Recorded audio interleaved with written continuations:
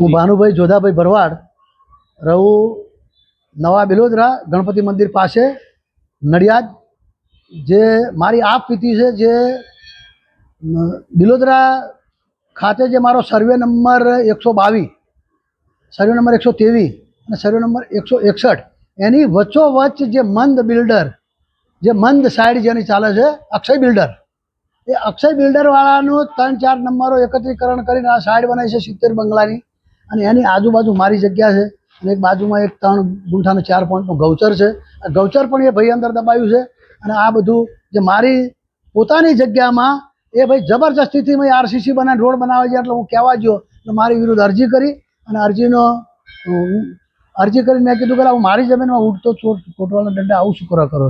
તો મને કે સમાધાન કરીને પતાવી દઈશું। પણ 2 દાડા પછી જો તો અરજીમાંથી એફઆઈઆર બનાવી દીધી। તો એફઆઈઆર પોલીસમાં જવાબ આવીને મને પોલીસને મેં રિક્વેસ્ટ કરી કે ભાઈ મારો પણ તમે ફરિયાદ લઈ લો, કારણ કે 2-4 દી જુઓ, જો અમે જવાબ લેવા બોલાવશું ને એ ટાઈમે તમે આવો ક્રોસમાં જવાબ આપજો, આપણે ફરિયાદ લઈ લઈશું। એટલે પોલીસે આપણને જવાબ સારો આપ્યો।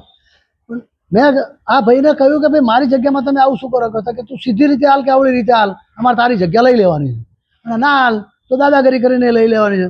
અમે વિશ્વ હિન્દુ પરિષદના માણસો છીએ અને બજરંગ દળના, તું ગમે જઈશ તો તારું કશું ચાલશે નહીં।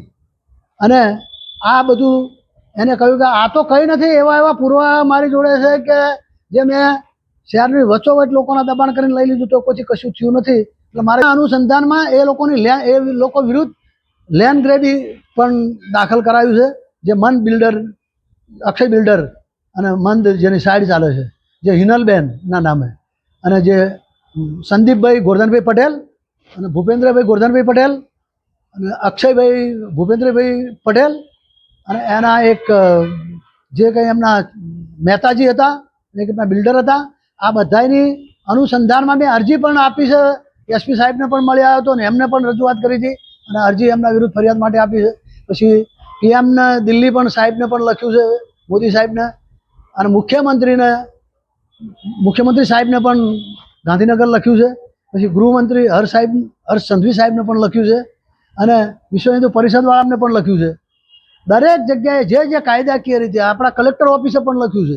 અને મારી ઉપર મને એવું કહ્યું તારી ઉપર ખોટા કેસો બનાવી અને અમે તને ગમે એ ફસાઈ અને તારી જગ્યા તો અમે લઈ જ લઈશું, અમારી પાસે એટલી પહોંચ છે, અને તું ગમે એ રાડો પાડીને બોલીશ તો તારું કશું નહીં ચાલે, અને અમે એક ખાલી અરજી આલશું તો અરજીની તારી ઉપર એફઆઈઆર થઈ જશે।